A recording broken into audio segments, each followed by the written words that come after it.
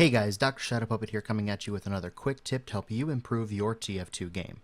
Today we're going to be talking about Snakewater Mid, or more specifically, how one team can get an immediate advantage over the other before the fight even starts.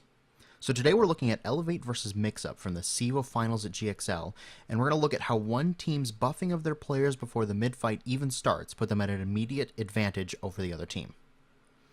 So going to in-game here, we're going to look at what this mid-fight looks like from the top-down perspective.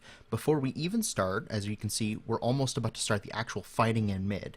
We can immediately see that the Elevate team has quite a bit more health than the Mix-Up team. The green here is a buff, and we see a lot more green for red than we do for blue.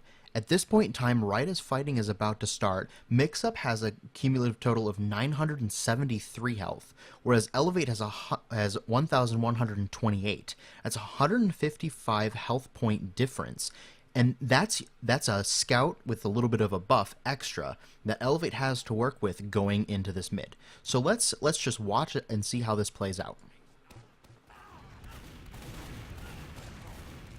Okay, so we see that even though the bomber comes in early for Mix-Up, the players from Elevate are able to stay alive and start moving across the point, in large part due to the extra health they have.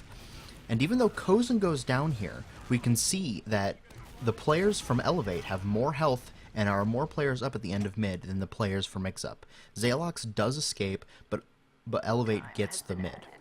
Alright, so now let's look at this fight from the medic's perspective on Elevate, Kozen. Kozen is kind of an up-and-coming newer medic to the Invite scene who has more than proved his worth over the last season or two. So let's resume the game here. The obvious heal order, he gets his Demoman buffed, switches to his soldier, and then he hits the scouts. Now the scouts are the important part here going into this mid. He heals them for as long as he can before switching over to his roaming soldier, who he then starts healing up again.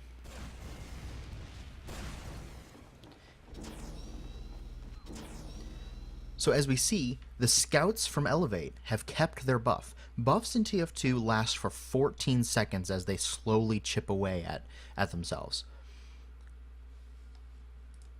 As Kozen continues moving forward here, he heals both of his soldiers and immediately latches onto his Demoman, buffing the scout a little bit, having a nice surf, but always keeping it on the Demoman and buffing up the scouts.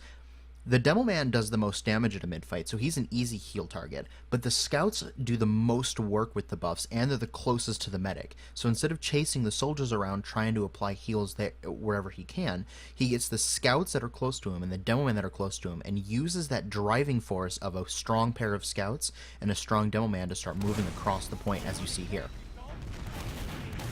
Combine that with a nice arrow onto Rando.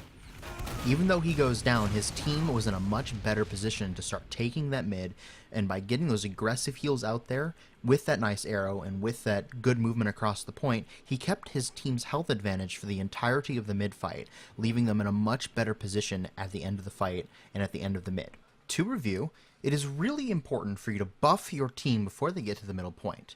Although many factors influence winning a mid fight, one of the easiest for you to control as medic is how buffed your team is when they get there.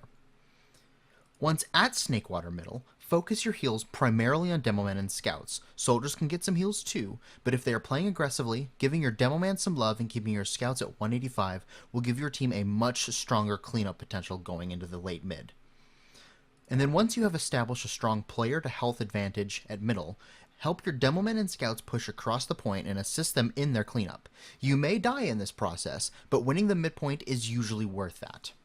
Thanks for watching, everybody. Please subscribe on YouTube and follow me on Twitter. And don't be afraid to hit me up either on Reddit or TeamFortress.tv and send me your demos, send me anything you want me to review, give me ideas for future videos.